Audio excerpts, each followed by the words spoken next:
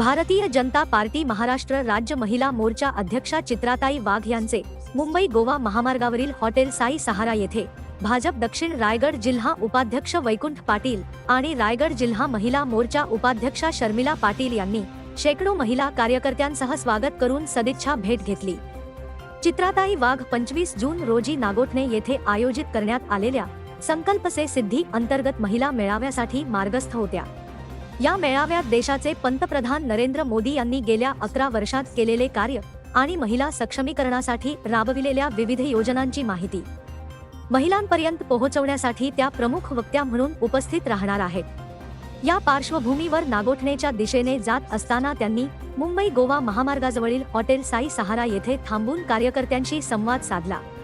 यावेळी भाजप दक्षिण रायगड जिल्हा उपाध्यक्ष वैकुंठ पाटील, भाजप रायगड जिल्हा महिला मोर्चा उपाध्यक्षा शर्मिला पाटील, भाजप पेण तालुका अध्यक्ष संजय डंगर, जगदीश पाटील, संजय घरत, निशाकर घरत, नरेश महाराज आदींसह शेकडो महिला कार्यकर्त्यांची उपस्थिती होती।